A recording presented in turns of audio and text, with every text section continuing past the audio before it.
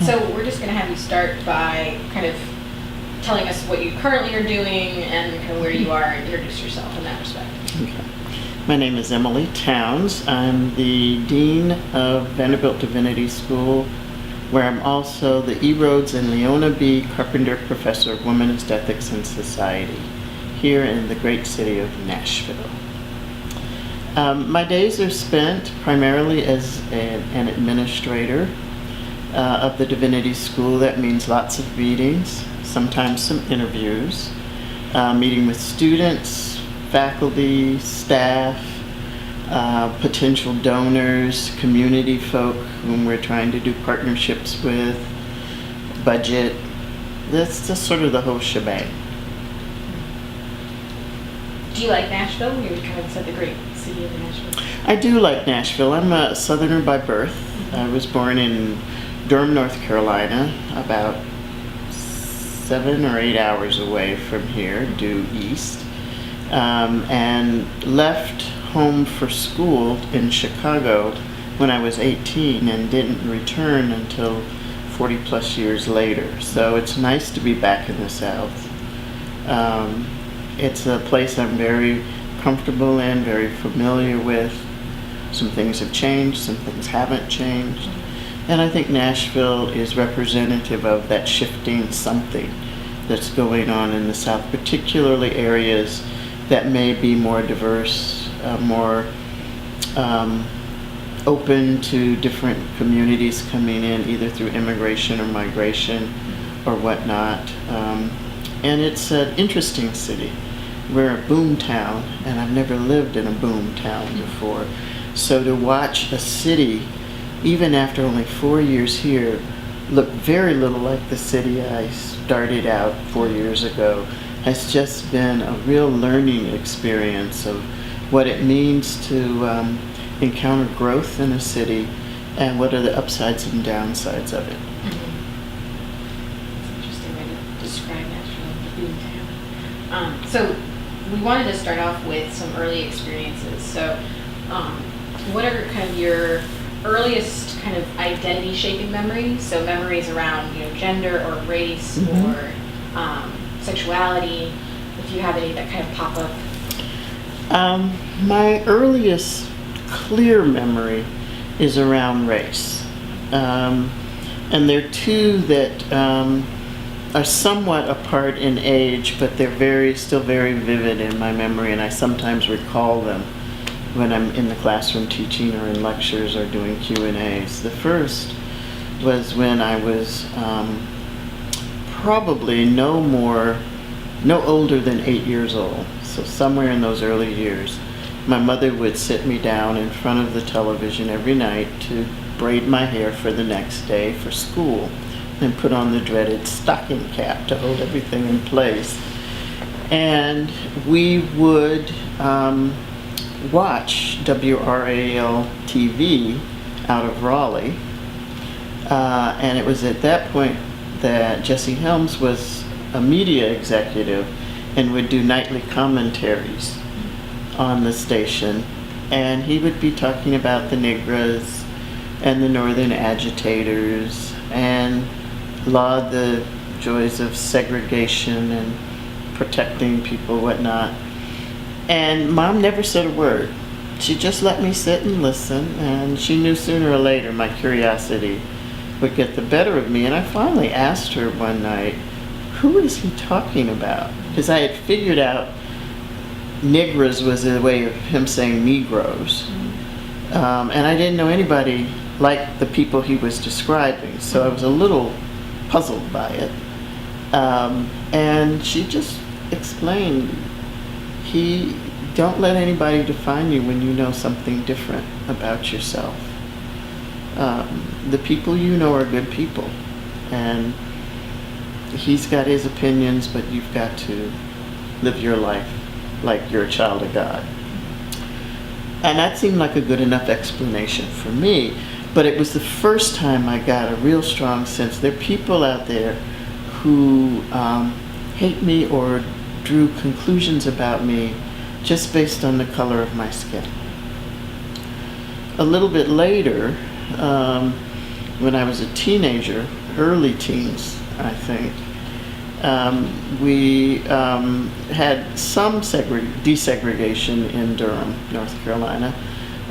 It was one of the more progressive spots in the state of North Carolina at that time. I didn't know that, but it was, and still is in many ways. I was with a group of friends, and we were walking out of the door of Kmart. And the tradition was, if you got to the door at the same time as white folks, you let them go through first. Well, we were young and we weren't paying attention. We weren't trying to make a statement. We just walked through, and I was the last one to walk through, and somebody white behind me spat on me. And I knew that I had to keep walking. So I did, and I told people what had happened, and we were like, oh, that's messed up, but you did the right thing, because there would have been no way we would have survived anything like a confrontation. And that was like, what is that about, and why? It wasn't until college, really, that I began to understand the power of gender. And part of that was because in my junior high and high school years, I was a little bit of a rabble-rouser and was standing up for student rights. My high school I entered high school at the very moment that the public schools were desegregated in Durham, and you saw the white flight and what was supposed to be mixed race high schools becoming predominantly one or the other, really staying the way they were in most cases, but there was still some mixing. And my high school, Hillside, became a recruiting ground for 3 major groups. The Black Panther Party, the Ku Klux Klan, and the Communist Workers' Party.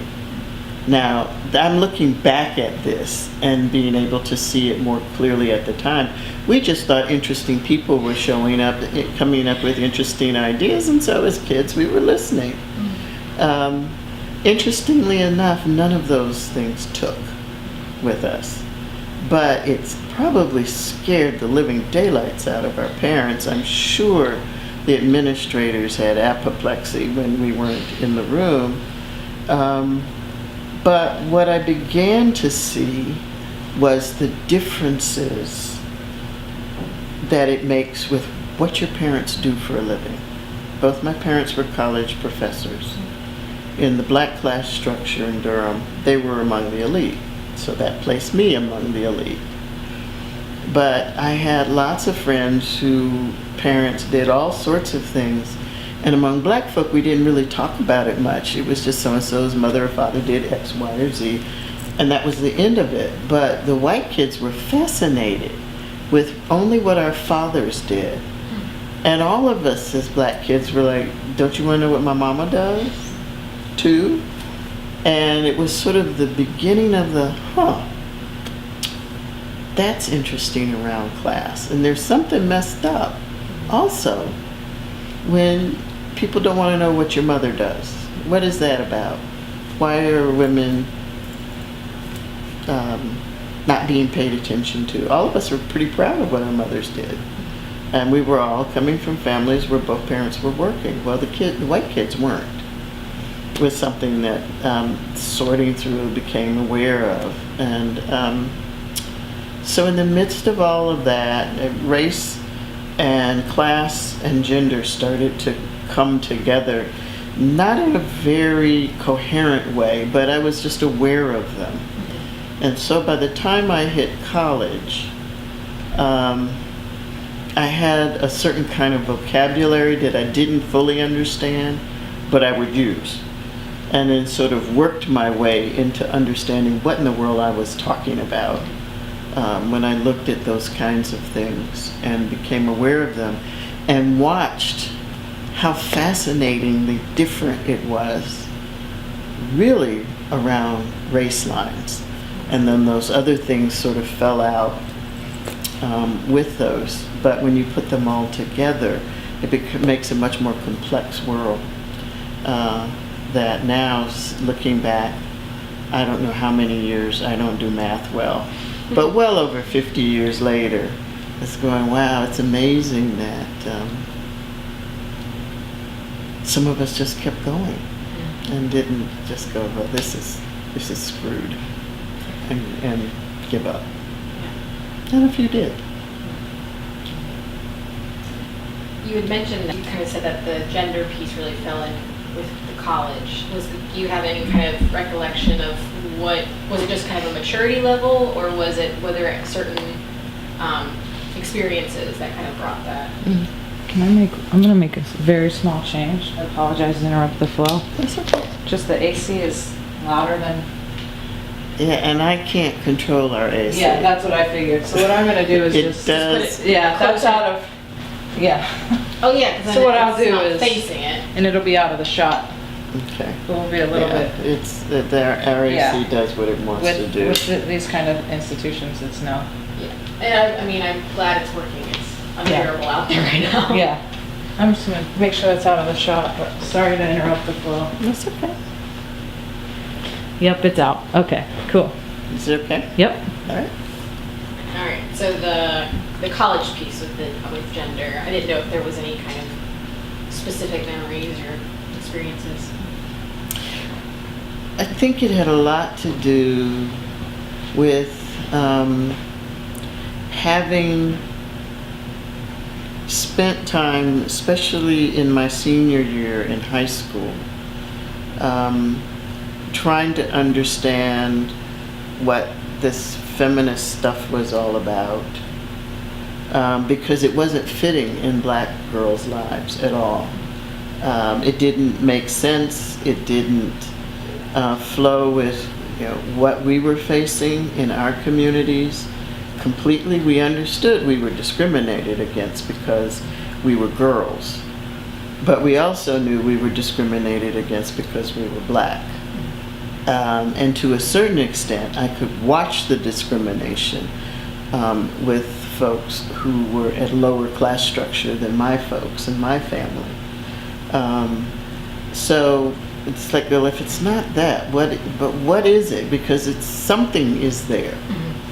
And it's not unlike the reasons why several years later Alice Walker coins the phrase womanist, and then it gets picked up at Union Seminary in New York by a group of black women who were in school then.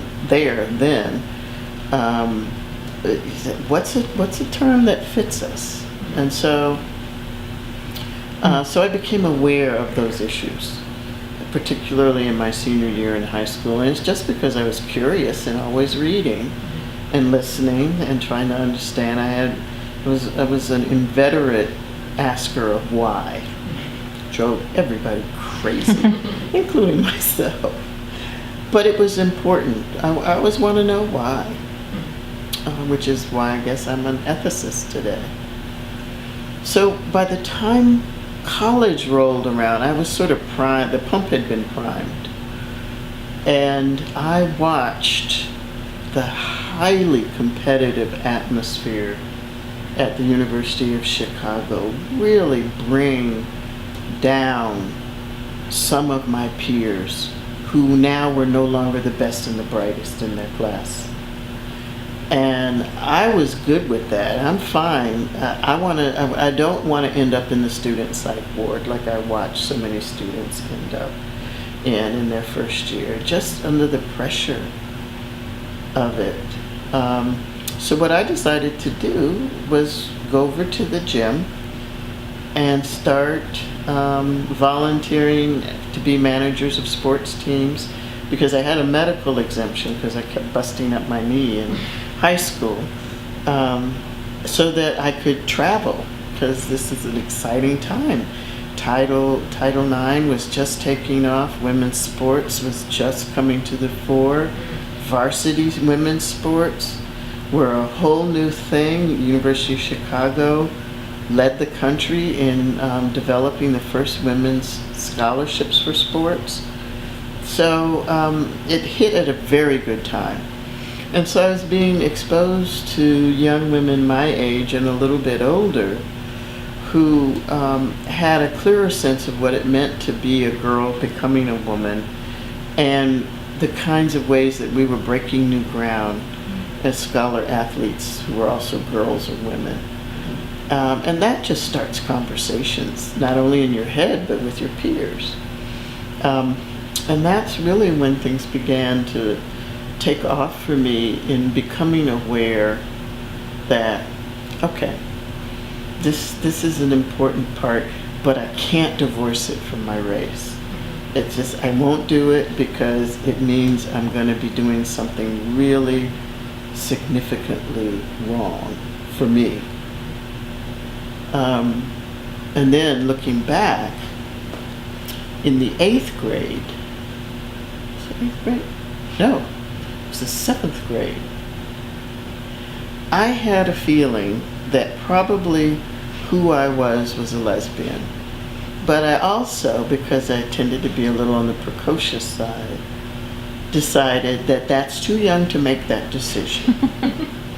So I decided I would give boys a chance through college. And you know, if nothing happened, then okay, I have my answer. So I stayed open through college, but no.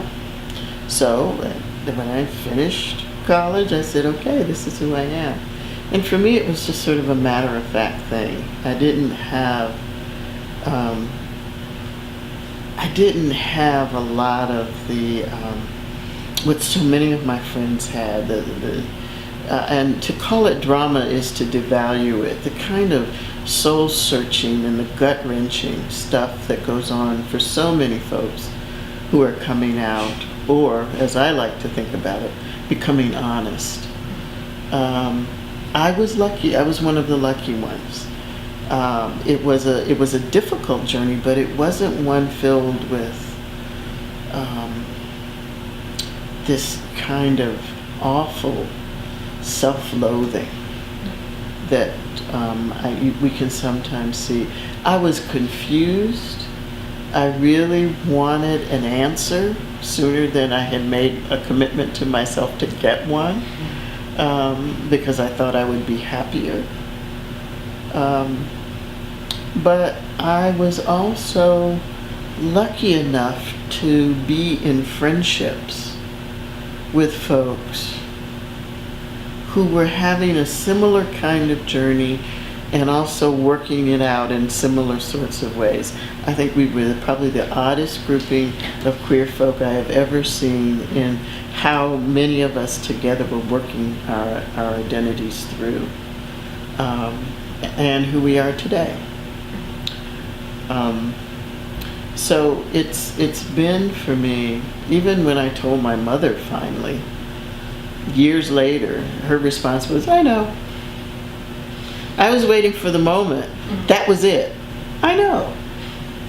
And I was like, Mom, did you hear me? She said, yes. I heard you. I've known for years. Just don't tell your father. So we didn't. But that was it. So it's like, geez, I'm sort of like getting shortchanged here in some ways. I'm really glad I got shortchanged in that way, to have that kind of acceptance. And that's been true with our family system. My aunt, who's 83, lives with my partner and I, was at our wedding. Refused to dance because she doesn't dance, but she was at the wedding, and it was like no big deal. As were my cousin and her daughter. I mean, the surviving family members, because our family was small. But it's always been a sense of, oh, well, okay, that's just who you are, fine. Yeah, that's great. I mean, like you said, shortchange. But I'm also very aware of what a struggle it can be for some folks, and I don't want to disrespect that. So I want to kind of bring in, along with these kind of earlier experiences, pre the academy, to bring in the kind of spiritual side. So what, for you, growing up, what were some family practices or traditions that stand out that shaped you? And either about the divine or God or kind of your personal understanding, maybe even. Yeah, well, I was raised in what we call a religious household. When I was 3, my mother went back to school.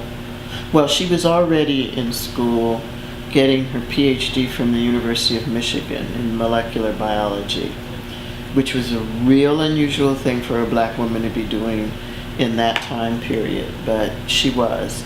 And she'd been able to do a lot of the work in the summers and whatnot, but there was a year she just had to be in residence. So I went to live with my grandmother because everybody was really clear that my father would not have a clue on how to take care of little girls' hair. So he would drive every Sunday the 75 miles from Durham to Southern Pines to see me and then drive back home again. And Mom would call weekly, which was a huge financial commitment in that era, because we're talking 58, 59, 1958, 1959. Well, my grandmother, I knew my grandmother after she got saved. She apparently had a whole nother life I didn't know about until I was 40, really. So the spire of her church, we could see through the trees out off her front porch. That's how close we lived to the church. That's how much we were in church. And so I was raised in Mount Zion AMEZ Church that year. And my parents were active United Methodists. So I was steeped in church from a very early age. And my first clear theological thought was after hearing Sunday school after Sunday school about how much Jesus loves you and how much God loves you and how God is a God of caring and hope and all these sorts of things. And then one day we either got a guest preacher or somebody got up in the pulpit and preached this hell and damnation sermon. And I was totally confused. And I don't think I talked to my grandmother about it, but I do remember thinking, the God he's talking about is not the God I know. I like the God I know a lot better, and that's a God of love. So I'm sticking with the God of love because I've seen this, and I know this. I don't know anything about this damnation, ultimate judgment, hates you from the moment you're born kind of God I heard about that Sunday. And it was at that point I realized, looking back, my whole theological journey was set. If you start out with a God of love and you just keep growing with it, it's kind of hard for me then to shift gears and say, God hates people or God damns people.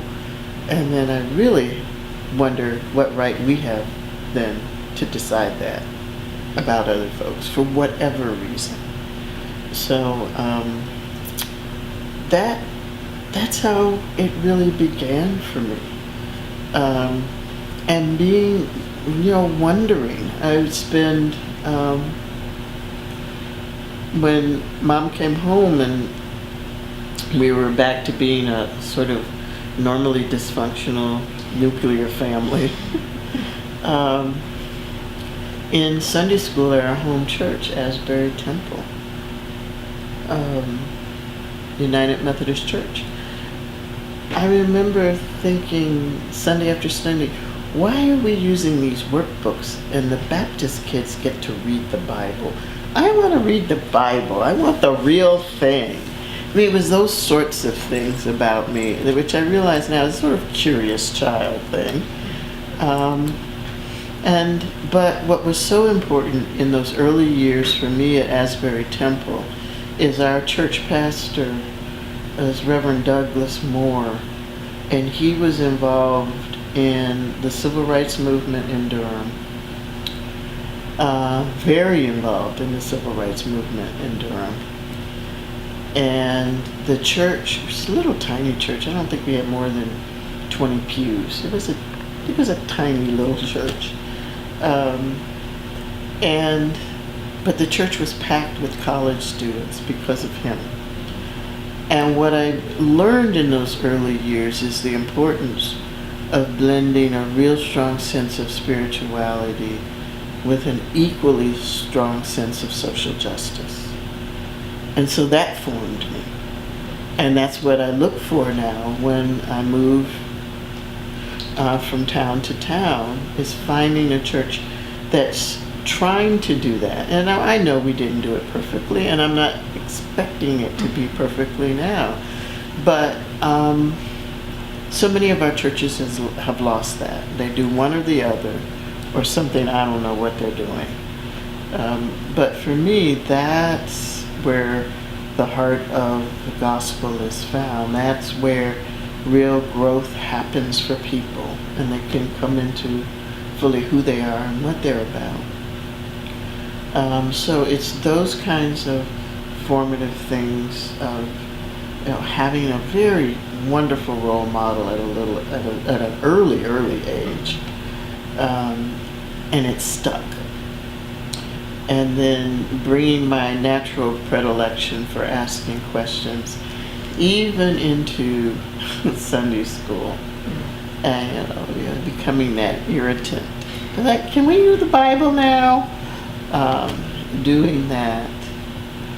And then when the church began to decline, and we started having a succession of pastors, we became, to my mind, a sort of dumping ground for failed ministries. And the church suffers when you've got that going on. And so I told my folks, I'm not getting anything out of this. Can I go to Duke Forest and walk in nature and talk to God for Sunday school and church? And for some strange reason, they said yes. This is not, I now know this is not your normal black parent response. But they had decided, when they got married, because they were both college professors, so they rationalized this thing out, or reasoned this thing out, is that they would give their children the best religious education they could, regardless of where it was in the city. This is where their children would go. And then at a certain age, they had to let go because they had really done everything they could. So it turned out that certain age was high school. And then they just released me and prayed, I'm sure, and trusted that I had gotten strong enough moral formation and grounding that I would explore responsibly. And if I went off on a deep edge, they would pull me back if that were the case or need be. But that they wanted their kids to ask questions. So they kind of started this, which surprised them both, that both my sister and I took them seriously. She's 9 years younger. But those are the ways that I'm consciously aware of how this stuff kicked off in me. I think that's kind of a great segue into the next kind of chunk, which is more of the the academic career and academic formation. And so, did you have a call, or did you feel a sense of knowing what your career path was? Well, I knew from an early age that I did not want to do what my parents did, which is to be a teacher. I was going to be my own person, and was going to be a very good own person. But that was what my folks did, and I was going to figure out something else. So,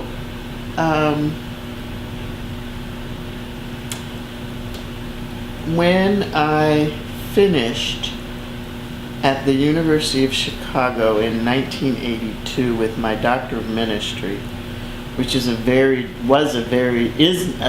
different degree than the Doctor of Ministry now. It was an academic degree then. It was, for Chicago, it was their first professional degree because they didn't have an MDiv. I was running a outlet of the Seminary Co-op bookstore out in Lombard, Illinois at Northern Baptist Seminary. I was working with the Ecumenical Women's Center. I was active in a local church, and I was very clear that I did not want to pastor, but I did want to be involved in church-related organizations who believed that the world could be a better place if women had a better role in the church and the church could live into its commitments and not be like the status quo. So I knew those things. And even I described it once to a class. I backed into just about everything I've done professionally, just about everything. When I was at Chicago working on my DMin, I looked at my printout of my transcript one quarter and realized, oh, I have nothing but ethics courses on this. Maybe I'm interested in ethics. Let me get a little disciplined about taking courses.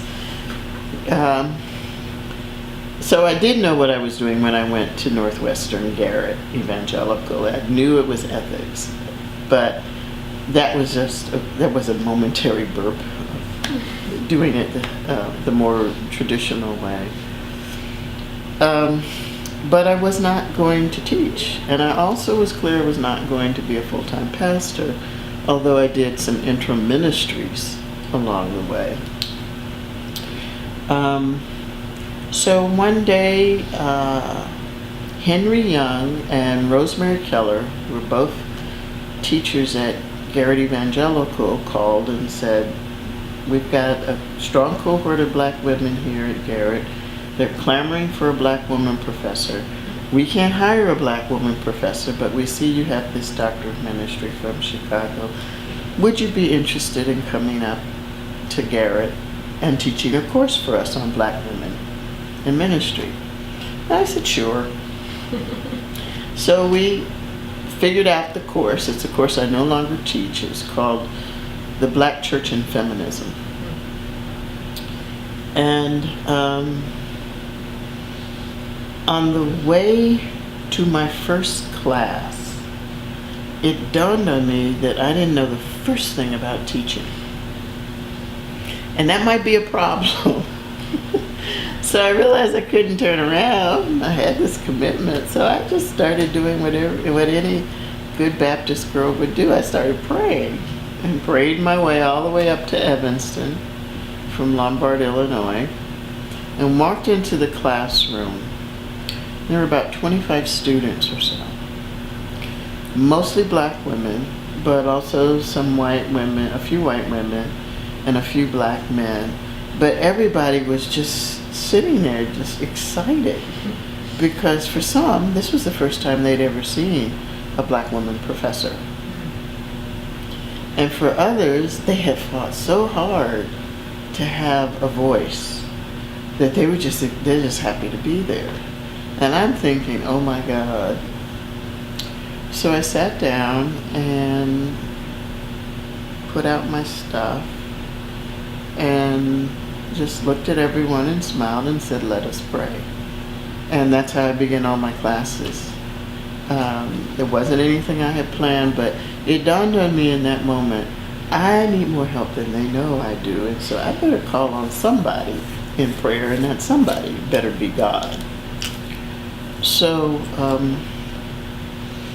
ended the prayer, and I looked up at the class and started talking. And within seconds, I realized this is what I'm supposed to be doing. And in the next seconds, I realized, I have to go back to school. Because you don't get to teach in seminaries with a D-Min anymore. You have to go back and get a PhD. So it was joy and then sadness. but it was a wonderful class. And so it was, I got bit hard by the teaching bug. And so I backed into it. About, let's see, that was 82? About a year or so later, probably a little bit more than that, I was at a National Council of Churches Racial Ethnic Women in Ministry conference, and I had been on the planning team, and the keynote person for us was Katie Cannon. And Katie Cannon was this mythical figure for those of us in the Midwest. She was like, oh, and I ended up being her driver. And we now call it fangirl. I was in full fangirl. I couldn't even speak. But Katie has a wonderful way of talking to folks and finding out what they're doing and where their passions are. And so she was sitting outside one of the cabins, and it was almost like Jesus and the little children. She was seated, and these women of different races and ethnicities were around her feet, and I was standing off to the side just grinning, you know. And fine, she's talking to each person is talking about what they want to do. And she gets to me and she said, you know, you've been my driver, but you don't talk much. And she said, so what are your plans? I said, well, I know I want to teach, but I'm going to wait 5 years and then I'll go back to school. She gave me this look that I now call the Katie Cannon look. And I have described it, and everybody who has received this look says, yep, it's the Katie Cannon look. And it's one you don't want to get, because she's looking at you like you have lost your last bit of sense. And so she gives me this look, and she says, do you realize that as we sit here in 1984, there are only 5 black women with earned PhDs in religion in the world? And she let that sink in, because I know she could tell I was going through, and I knew who the 5 were, but I always assumed there would be more. I mean, it just didn't dawn on me that that was it. And so once she realized that it had hit home, she just said, do you really think we can afford for you to wait?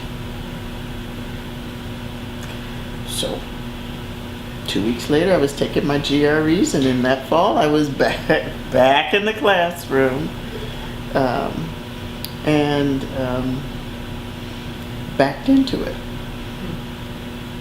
But this time I knew I was studying ethics, so it was a little more directive, although my major professor was a historian.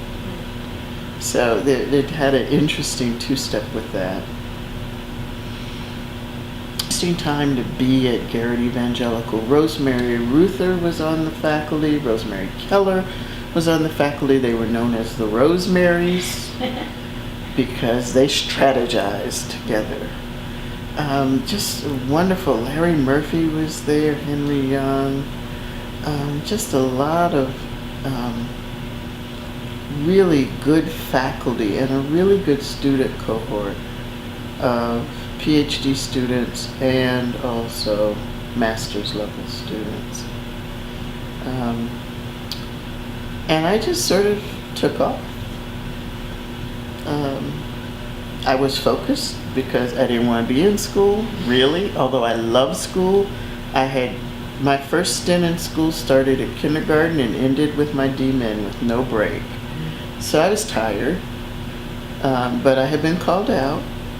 So I was back at school, so I wasn't going to spend any longer than I needed to be there. But it was just amazing.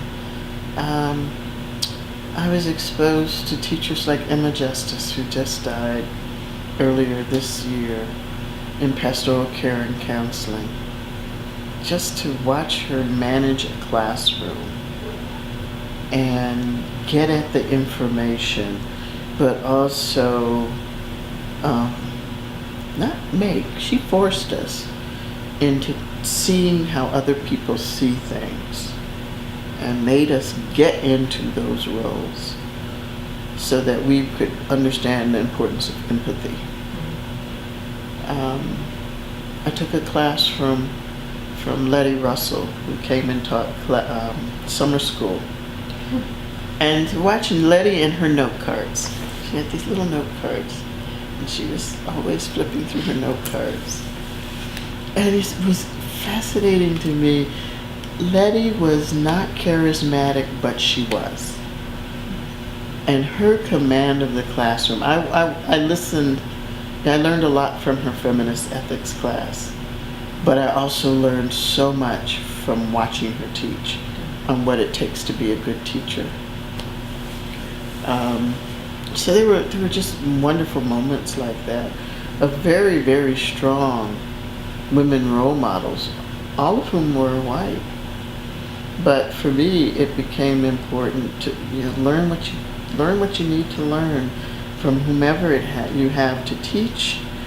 And I also made a commitment that if I made it through this program, no student of color would be alone in any place I taught, unless it was by their choice. But that I knew what loneliness was. I learned it at the University of Chicago when I first entered the Div school there, and I was the only person of color in residence my first year. And the kind of loneliness that was. And was just fortunate I had been an undergraduate there and still had friends around.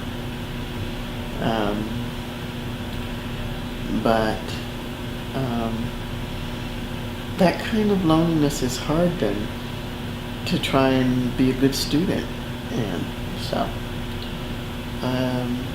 those kinds of things became important to me in those years. So along with that's great. Along with the loneliness, were there any moments where you really felt like quitting? Especially in kind of the doctoral work or in that? Well, yes, there was not quitting the program. When I first entered the PhD program at Garrett Northwestern, I was going to study women in Africa and development. My dissertation was on Ida B. Wells Barnett, so there was a shift over the years. And that shift happened in my first semester. I was taking an anthropology course from a professor who will remain unnamed, and was just not getting it. And I was buying secondary books and sources and consult and trying to read, and it just was not computing for me. I don't know why, but it just wasn't. So I took the unusual step for me in making an appointment to come in and talk to the professor to say, here's what I'm doing. I'm clearly not, I'm studying in the wrong ways. Can you give me an idea of other directions I should be moving in? So I did. I went in and made my speech. And that professor said, "You're lazy." And I said, "But Professor, I've just told you everything I've been doing, and I'm just not getting it. Clearly, I'm approaching it in the wrong way." "Well, you're just lazy." And that was that professor's response. And it's the one and only time I have ever walked out of a professor's office in the middle of a sentence the professor was uttering about my incompetence. And as I got through the doorway, I turned around and looked at him and said, "Asshole," and left. So I was sitting in this office I was sharing back at Garrett, and Rosemary Ruther walked past. And I guess somewhat the way I was sitting or whatever, I was just steaming. And she said, what's up? What's going on?" And I told her what had happened. And Rosemary, in her own way, her own Rosemary way, said, "He doesn't want you in the class. Get out." And I said, "I'm not a quitter." She said, "This is not about quitting. He doesn't want you there. You've got better things to do with your time. Get out."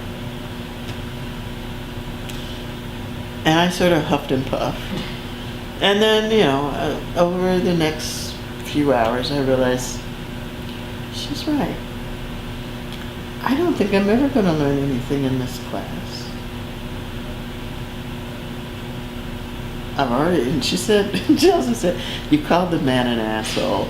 I don't think you're going to do well in the class if you stay." I said, "Oh yeah, I did that, didn't I?"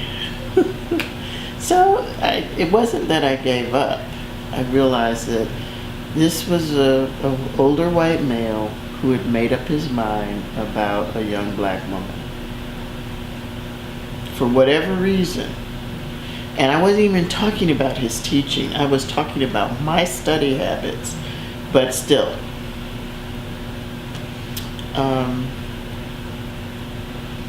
That was the only time I quit something. Was in a PhD program, because I have lived a very fortunate life as a scholar. I have hit places at just the right time where there's been the right confluence of faculty that have embraced the challenges of a curious young black woman who could have and can have a lot of mouth on occasion, and saw that as something to be cultivated, not to be killed. And so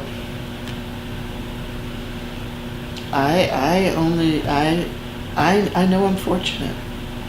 I don't think it's been all my own hard work. I think I have been placed myself in situations where I could get the most out of whatever the situation had to offer. All right. So shifting along with that, you have a couple edited volumes and a couple books and things. What do you enjoy doing the research and writing? Is there a passion that drives that, or what kind of keeps you going in that respect, in research and writing? Well,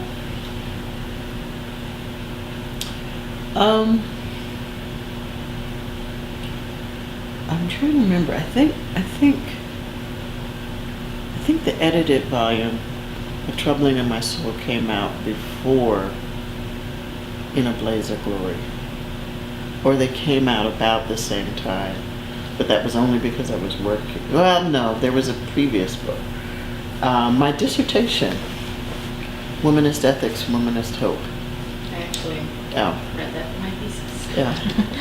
That was my dissertation, edited for public consumption. And that was part of the American Academy Young Scholars series.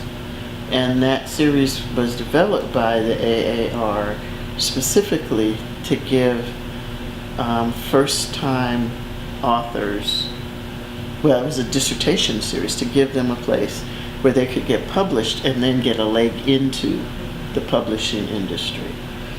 So that's how it started, and I was working at St. Paul's School of Theology, which is a United Methodist school, and the one of the editors for Abingdon Press visited regularly, and she said, "We're looking for books," and books on the apocalypse are quite sellers now. You're interested? Well, sure. Why not? That book came out of an editor's request. Now, it didn't turn out the way she thought it might, but it turned out to be true to what I was thinking. And to Abingdon's credit, it's still in print, so it's helpful to somebody. And it's still when people ask me, what's the one book of yours you think I might understand? That's the one I point to. That and Breaking the Fine Rain of Death are the two, I think, most accessible solo authored works.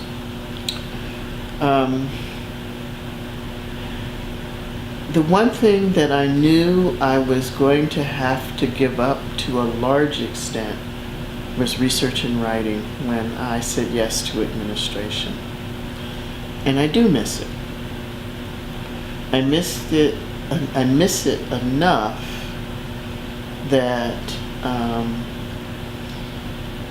I had to talk to the provost and say, I can't keep doing this job and not be able to get at my research and writing.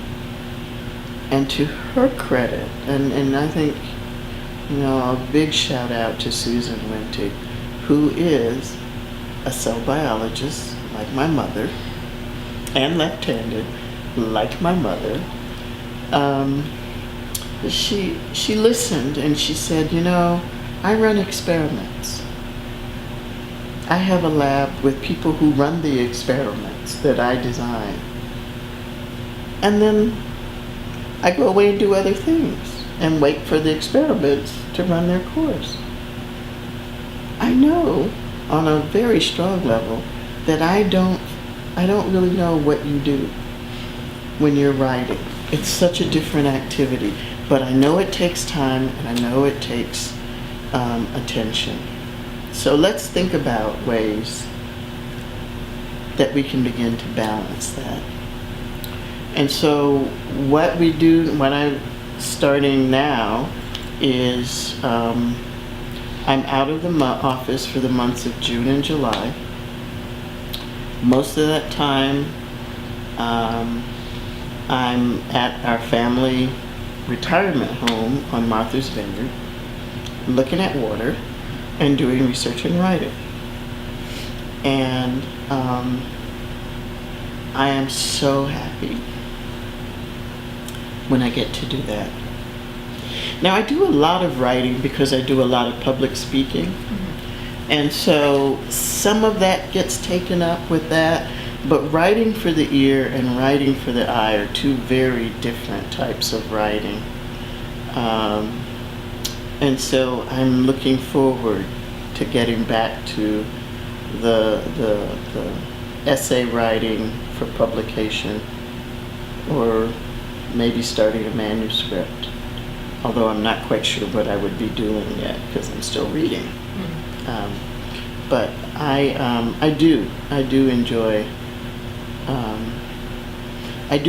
writing, because for me, the very best thing I can do as an ethicist writing is to paint compelling word pictures for folk, because those will last longer than any long sentence of rational discourse. But if I can get you thinking with your imagination, then you start a conversation with me that will last long after you finish reading whatever it is I wrote. And so that's what I've been trying to cultivate over the years in my writing. I see it as a craft, and not only something that is rigorous and analytical. Do you think you keep mentioning kind of the ethicist piece, but if you could boil that down, what would you say? Justice. Justice would be what, for me, is a strong thread that runs through all of the work I can think of. At least I'm very conscious of that. I think other people have found other streams of thought in my work, and I think that's fine and that's right and that's okay.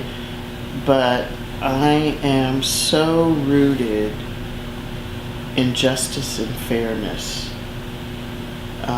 in how I'm trying to tease through any issue I'm talking about.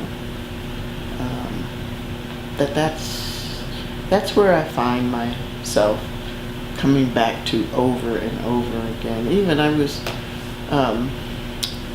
we had commencement on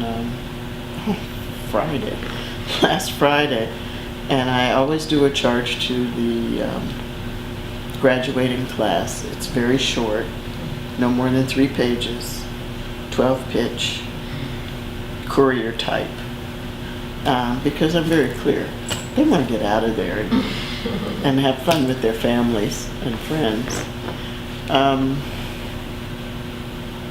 But I always have to then turn it around very quickly and give it to public affairs, because it goes into our monthly edition called The Spire that's online.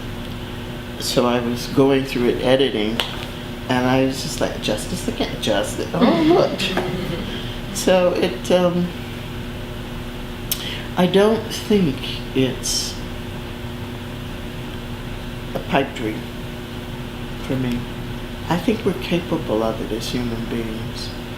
And I think we sell ourselves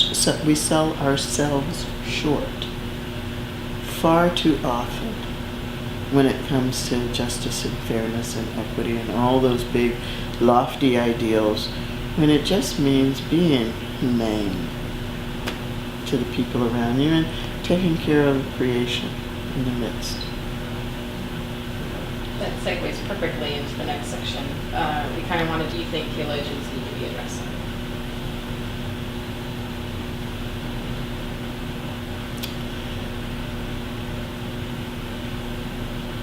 I think we need to have a serious conversation within our own selves and within our spheres of influence on how in the world did we come up with Donald Trump as the President of the United States of America, and why there are so many people who continue to support his agenda. And what is that saying about the malleability of our theology and its lack of robustness in light of that? There are so many issues surrounding that one. Policing, all the isms, war, you name it. But that, for me, crystallizes our failure as theologians and ethicists in contemporary American culture. And to have some of us to be cheerleaders for this mess. It's like, what are we thinking? What are we seeing? I just don't get it. Well, I do get it, then I don't like it. Mm-hmm. But for me, that's what we must face, because we must not let this go on any longer than it may need to or have to. But I think there's just something drastically lacking in what I've been doing, what others have been doing, as we go around and try to teach students and be present in congregations and give public lectures. Something didn't click. Kind of going off that, are there any kind of fears that you have kind of for the future of theology as a field, of womanist theology, of the world, the academic world larger? My greatest fear is that we will settle for mediocrity. We will settle for being safe. We will settle for grandstanding over against really careful thought and reflection. That's the field in general. And in terms of theological education, so many of us are running scared because so many schools are closing. Can we stand up and still be who we know we should be?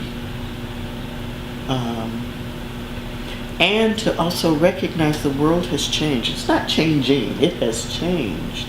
And we have a new generation with us who is coming to theological schools in smaller numbers, but they're the ones who are coming, called the millennials, that we don't know very much about, and too many of us wish they could just grow up. We don't realize we've become our parents in that regard. And so we've got to shift that. We've got to shift that. In terms of womanist thought, we are now old enough as a methodology that we have some really good folk and some really bad folk and some mediocre folk. And some folks who are opportunists and just put the name womanist in a title because it sells. I don't have a clue what that is or what it's about.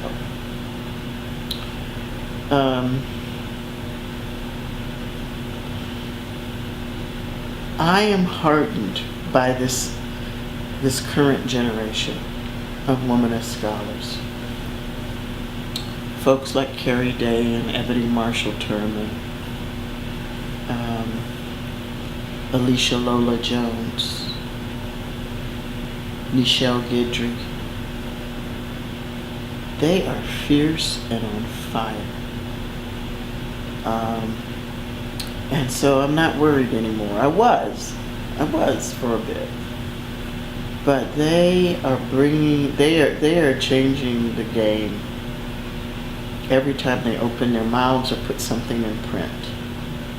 And they're in all sorts of arenas. They're not just in the academy, but they're also in local churches and women's groups and men's groups.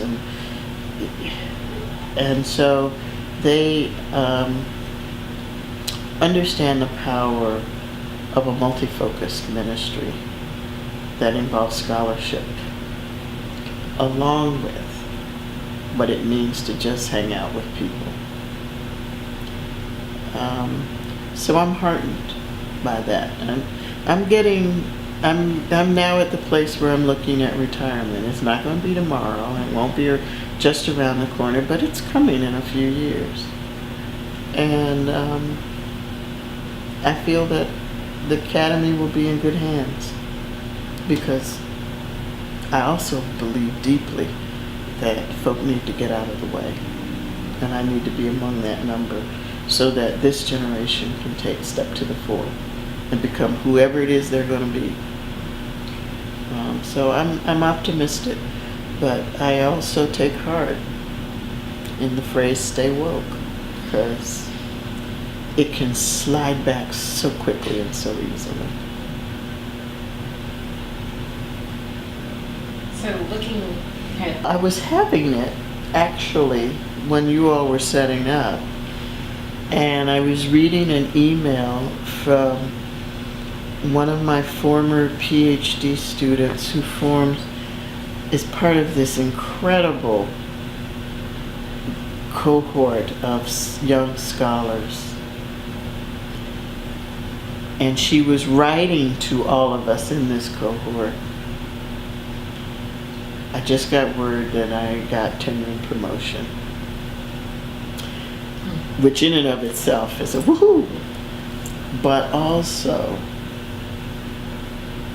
the way she then thanked everybody in the cohort for what they meant to her, and how clear she was that she didn't do this by herself. So I'm now at a stage where some of my earliest PhD students are now getting tenure and promotion. The first was just named full professor in this last academic year, and they're all scholar activists. And I'm like, I can just sit back and smile at this. Not because I tried to fit them into a mold, but I learned from my own experience how important it was and is to give students a space to find out who they are, but to also be fairly insistent that that be the best of who they are.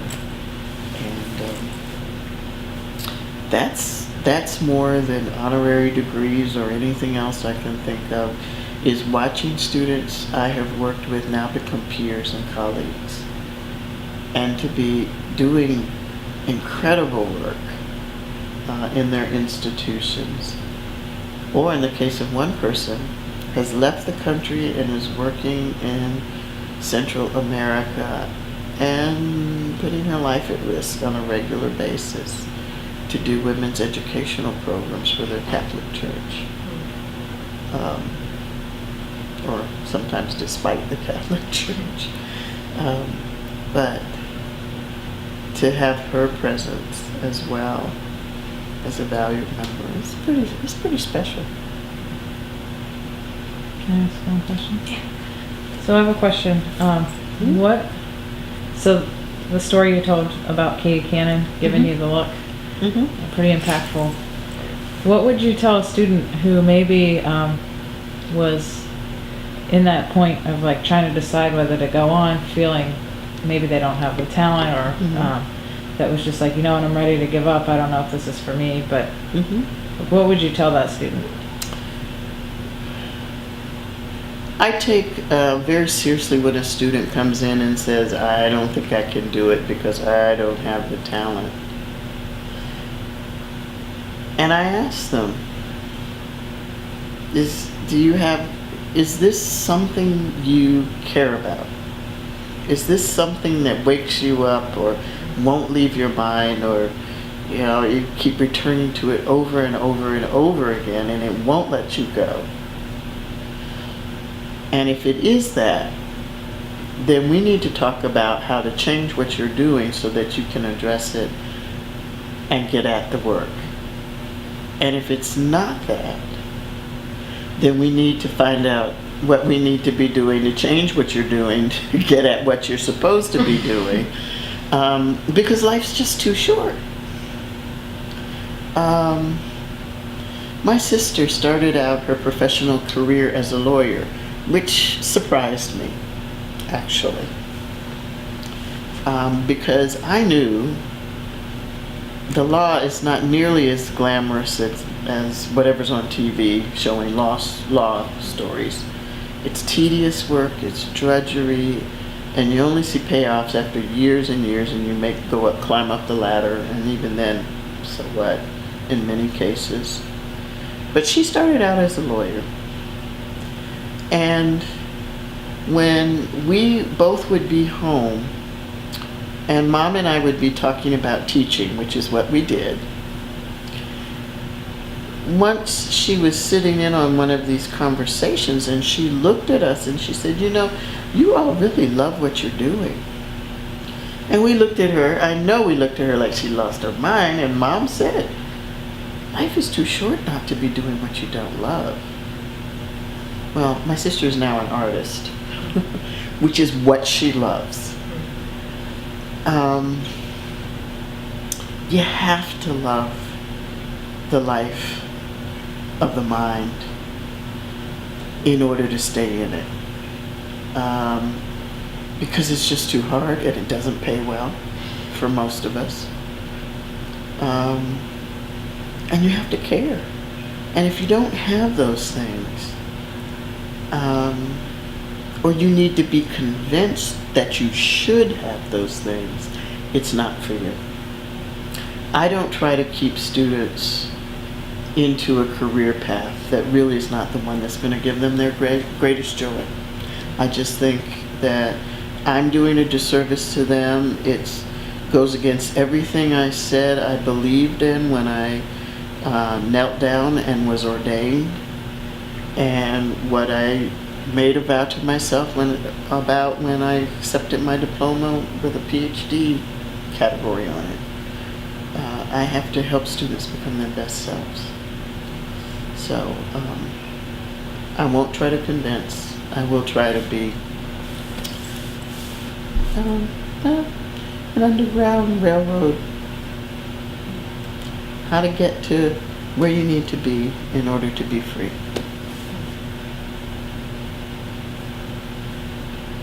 Did you want to follow up anymore? About kind of your hopes for the future, you know, either for your own future or for the future of the world, for your future of your students. Kind of ending with hope, you know, especially I think it's apropos with, you know, you were talking about your dissertation. You started with hope and now thinking about what do you hope for? Man, that's such a big list. Let me start. Hope is one of those words that I think is grossly underrated, particularly these days, because there's so many ways in which we can sort of gerrymander joy, and it's not genuine.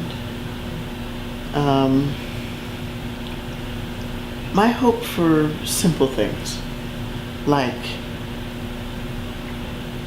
finding a way for all of us to be more humane with each other.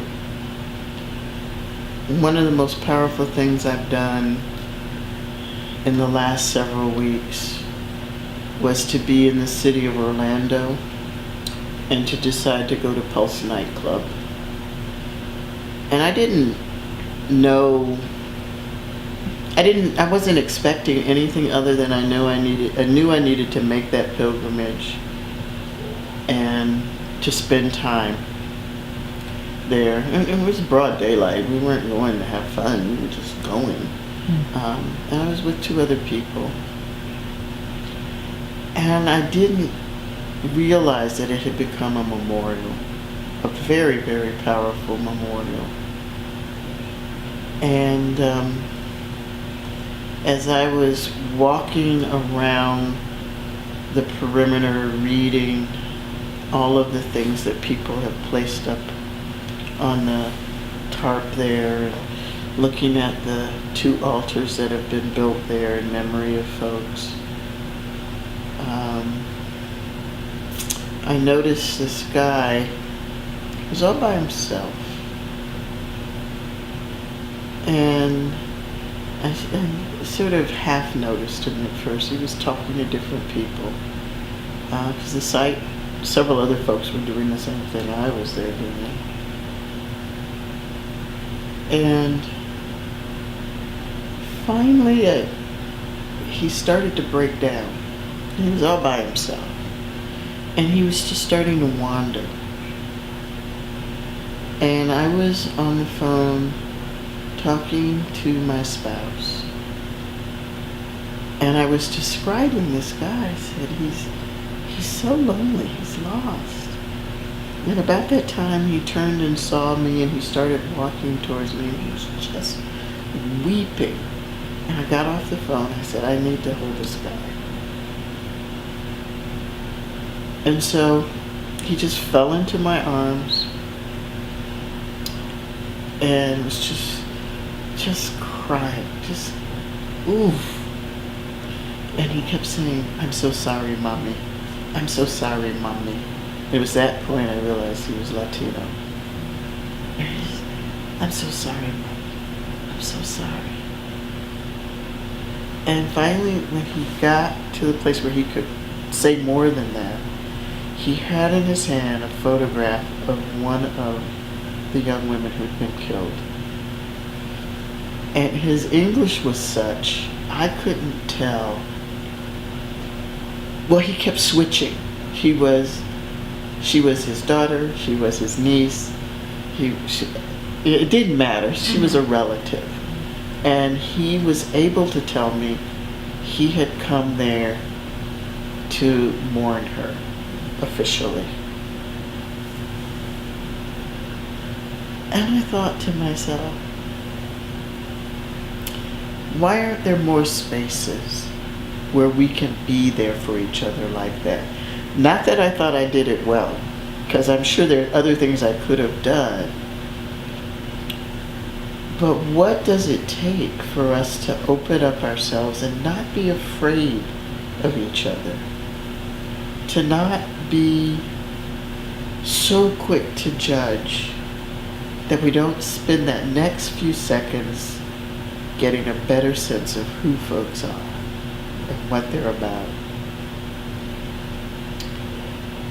I hope for us more humanity.